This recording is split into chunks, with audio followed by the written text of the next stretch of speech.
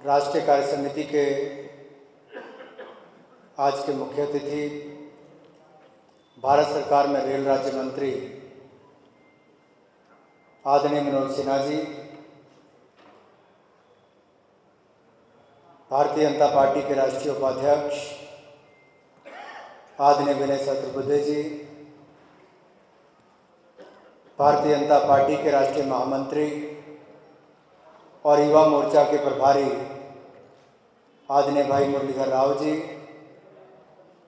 Bharatiya Janata party के महामंत्री आदरणीय अरुण सिंह जी, मंच का संचालन कर रहे युवा मोर्चा के महामंत्री भाई राहुल कोठारी जी, सभा में कार्य समिति में उपस्थित युवा मोर्चा के सभी पदाधिकारीगण, प्रदेशों के अध्यक्ष, महामंत्री और राष्ट्रीय कार्य समिति के सभी मेरे भाई और बहन, ये हम सबके लिए सौभाग्य की बात है कि एक ऐसा राजनीतिक दल जिसके प्रति देश का पूरा विश्वास है, जब जब देश के ऊपर कोई संकट आया, कोई चुनौतियां हमारे सामने खड़ी हुई, तो देश की जनता ने अगर किसी राजनीतिक दल की ओर देखा और राष्ट्र प्रेम किसी में भर भर कर देखा, तो कोई और राजनीतिक दल नहीं, वो भारतीय जनता पार्टी है जिसके प्रति वो देखती है। और उसी राजनीतिक दल के युवा मोर्चा के हमें कार्यकर्ता होने का सौभाग्य प्राप्त है। डॉक्टर श्यामा प्रसाद मुखर्जी, पंडित दीनदयाल उपाध्याय जी से लेकर अटल बिहारी वाजपेयी जी, अडवाणी जी, मोदी जी, अमित शाह जी, ऐसे नेता जिन्होंने देश के लिए अपने आप को समर्पित किया। और आज जिस जिला में हम लोग हैं, देश के सबसे बड़े राज्य उत्तर प्रदेश के जिला मथुरा में, ये भूमि भगवान कृष्ण की जन्मभूमि भी है और स्वर्गीय पंडित दीनदयाल उपाध्याय जी की जन्मभूमि भी है। पंडित दीनदयाल उपाध्याय जी का शताब्दी वर्ष और हम सबको यहाँ पर आकर भारतीय जनता युवा मोर्चा का राष्ट्रीय अधिवेशन करने का अवसर प्राप्त हो, मुझे लगता है पूरे देश में अगर सबसे उपयुक्त स्थान कोई था तो वृंदावन जिला मथुरा में यही था। और पूरे नगर का नाम भी पंडित दीनदयाल उपाध्याय जी के नाम से रखा गया, जिन्होंने पंक्ति में अंत में खड़े व्यक्ति के लिए लड़ाई लड़ी, अंत्योदय का। और आज अगर हमारी सरकार की योजनाओं को देखा जाए तो उस गरीब, पिछड़े, उस पंक्ति के अंत में खड़े व्यक्ति के लिए वो सारी योजनाएं हैं कि देश के साथ साथ उनका उत्थान भी हो, उनको भी आगे बढ़ने का मौका मिले। और आदरणीय विनय जी ने जितनी सुंदरता के साथ पूरे विषय को हम सबके सामने रखा, सरकार की एक एक योजना को हम सबको जितनी बारीकी से समझाया, हमारा दायित्व ये बनता है कि सरकार की उन योजनाओं को संगठन के माध्यम से जन जन तक हम पहुंचाएं। सरकार किसकी है? सरकार हमारी है। भारतीय जनता पार्टी के यही कार्यकर्ता जो पिछले 5 वर्षों में सन 2010 से लेकर 2014 तक पूरे देश की सड़कों पर लाठी खाते थे, कांग्रेस के खिलाफ, यूपीए की सरकार के खिलाफ आवाज उठाते थे।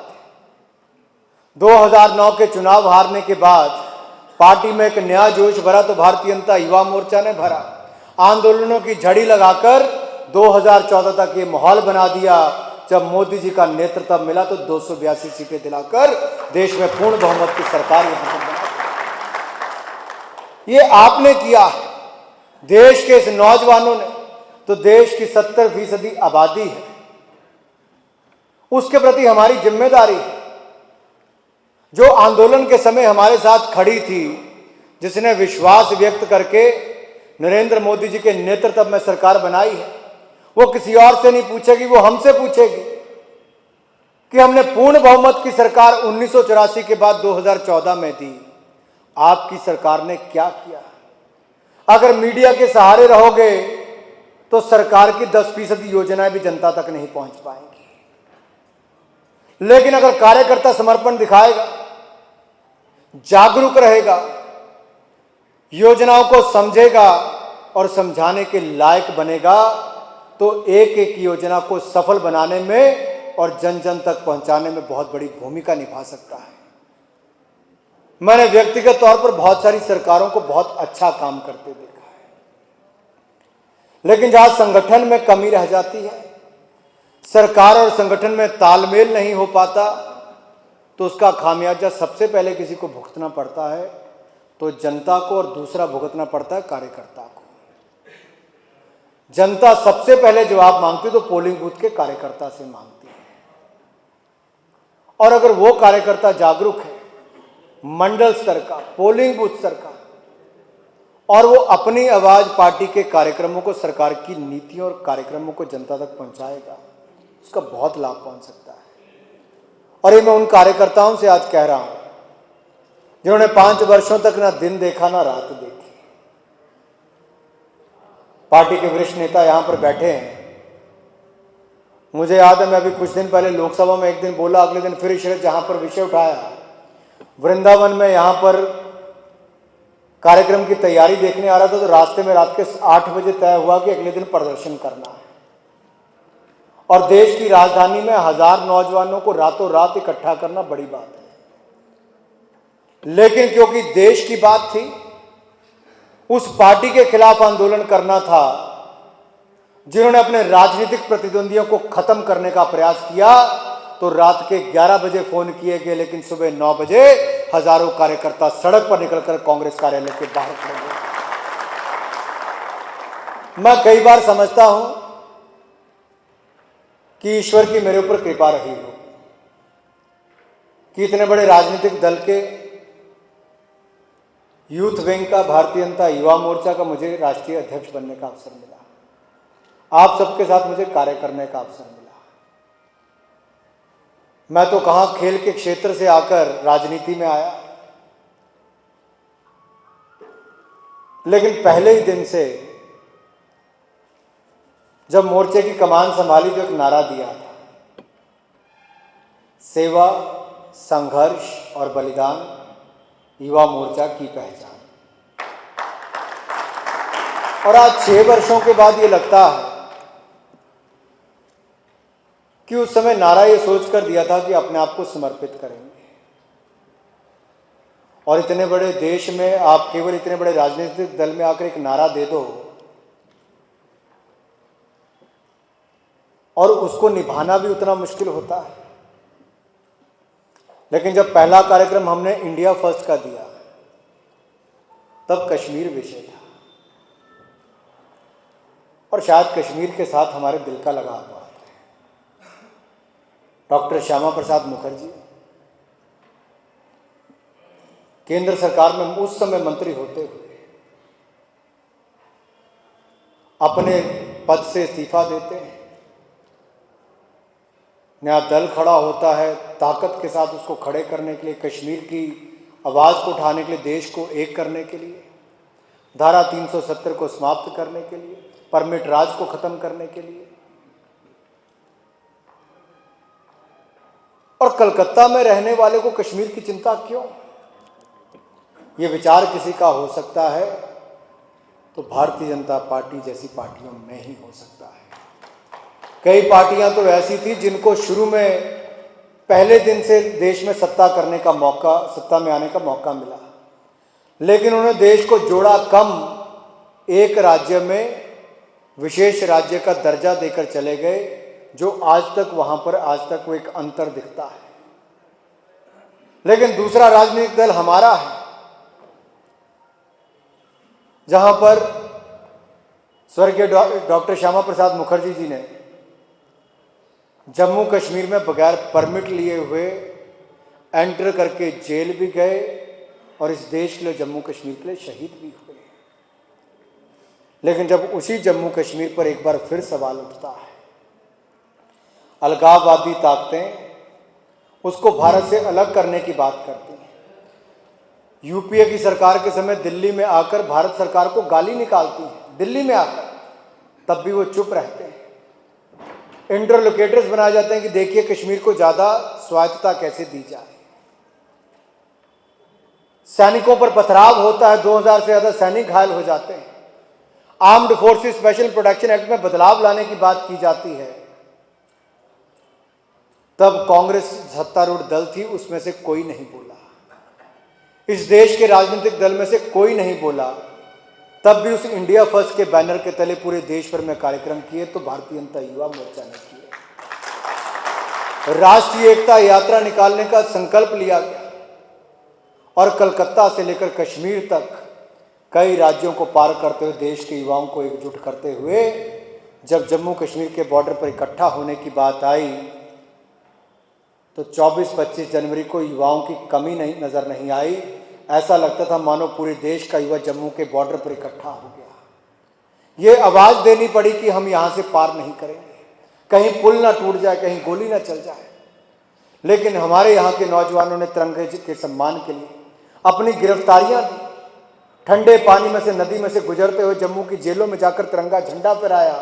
और कई कार्यकर्ता तो ऐसे जो राष्ट्रीय टीम से लेकर गुजरात की टीम, प्रदीप सिंह वघेला जी, हर्ष संघवी जी और बाकी सब, ये तो 7-7 दिन पहले कश्मीर के लाल चौक पर जाकर पहले रुक गए और लाल चौक पर जाकर भी तिरंगा झंडा फहराया। तो भारतीय जनता युवा किसी और राजनीतिक दल ने ये नहीं किया। हम बाकी लोग नजर आते हैं तो उन लोगों के साथ जो देश के टुकड़े करना चाहते हैं उनके साथ जाकर खड़े होते हैं। हम उनमें से नहीं हैं। हम सत्ता के भूखे नहीं है कि एक साल सत्ता से बाहर हुए तो देश को तोड़ने वालों के साथ खड़े हो गए। चुनौती हमारे सामने यही है। मैं इस बात को इसलिए कहना चाहता हूं, आज हमारे सामने क्या चुनौतियां हैं।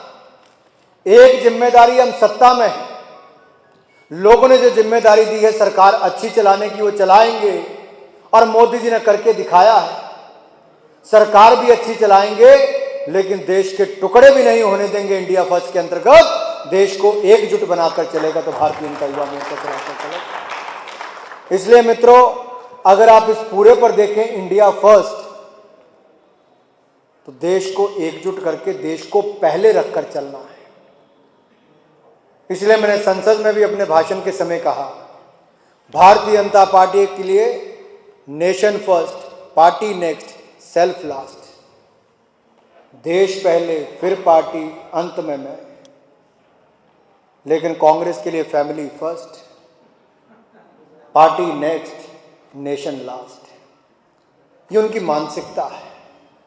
इसको जन जन तक पहुंचाने की आवश्यकता है। और दूसरी जरूरत है, जिस तिरंगे के लिए हमारे देश के सैनिक शहीद होते हैं,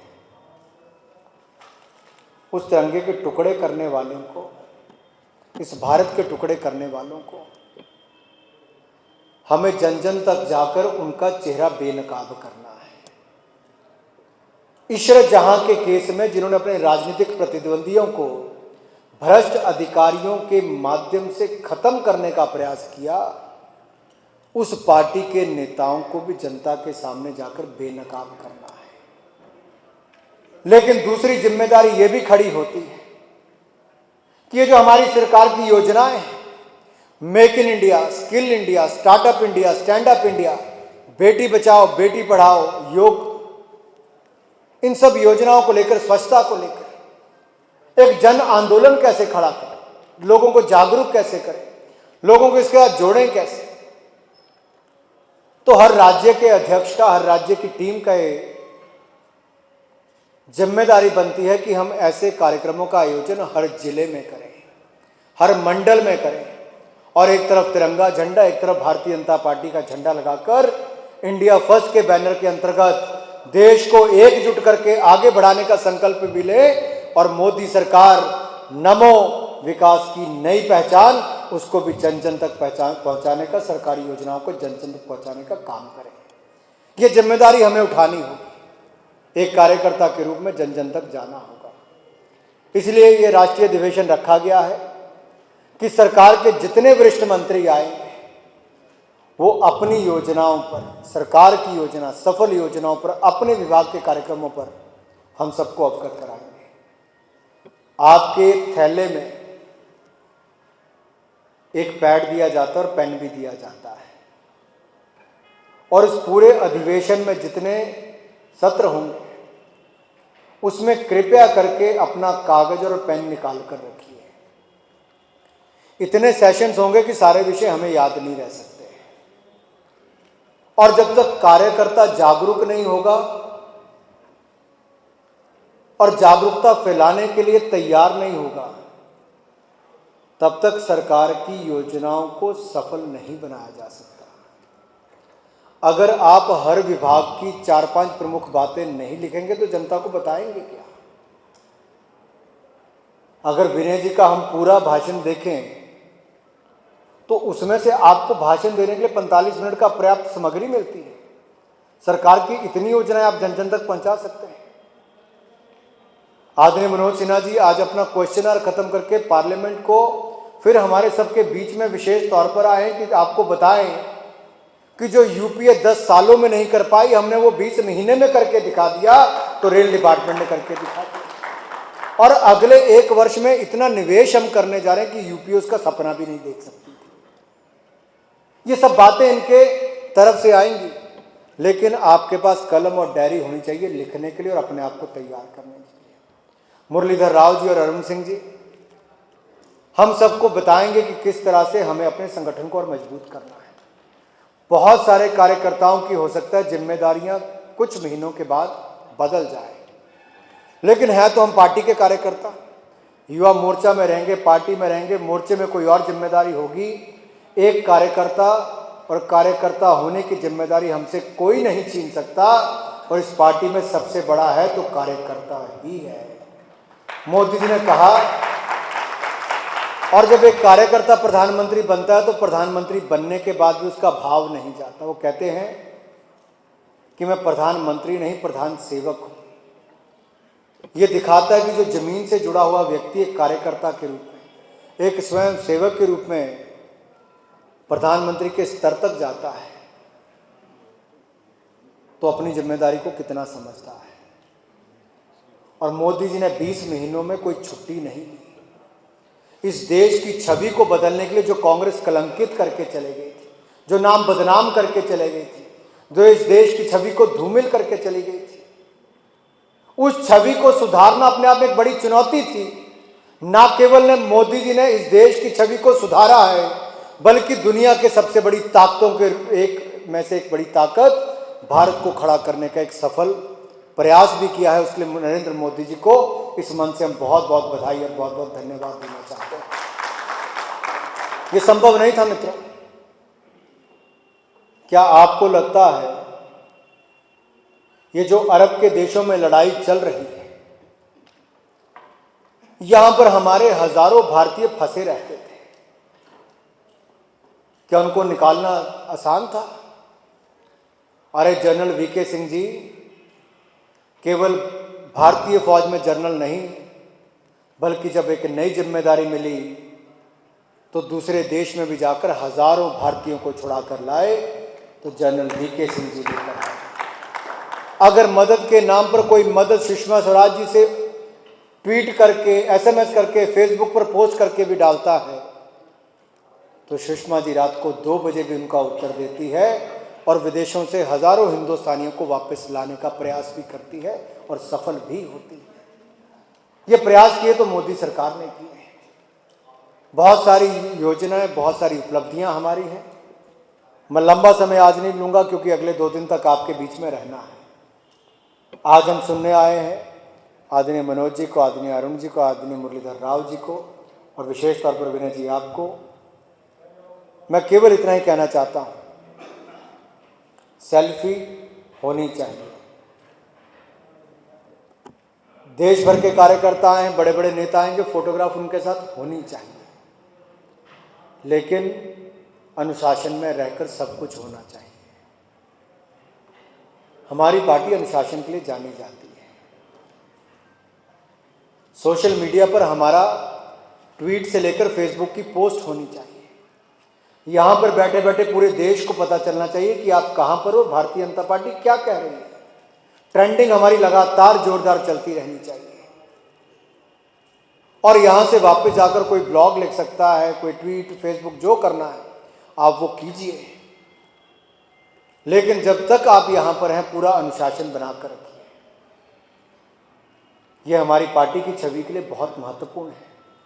हम सबके कामकाज में जितनी सादगी आए उतना अच्छा है। हम जितना गरीब के लिए काम करें उतना अच्छा है, और पार्टी की उपलब्धियों को जन जन तक पहुंचाए उतना अच्छा है। हम यहाँ से संकल्प लेकर जाएं कि सन 2010 में जिस इंडिया फर्स्ट के बैनर तले हमने देश को यूपीए के भ्रष्टाचार से अवगत करवाया था, यूपीए को बेनकाब किया था, राष्ट्रीय एकता यात्रा के माध्यम से देश के सैनिकों पर पथराव को रोका था, कश्मीर को भारत का अभिन्न अंग बनाए रखने के लिए लगातार मुहिम चलाई थी, जहां पर संसद घेराव करके पूरे देश भर में एक नया आंदोलन खड़ा कर दिया था। 1962 के युद्ध के शहीदों को 2012 में तेजपुर से तवांग की यात्रा करके दिखाया।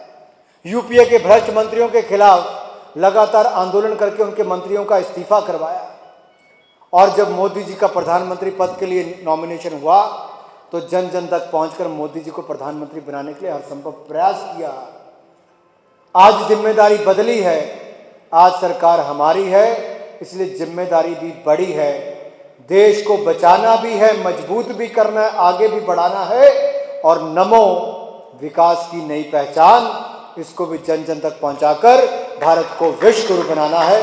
आप सबका, आदरणीय मनोज जी का, अरुण जी का, विनय जी का, मुरलीधर राव जी का, आज अपना समय निकालकर हम सबको संबोधित करने के लिए, आशीर्वाद देने के लिए आप सबका बहुत बहुत आभार। जय भारत।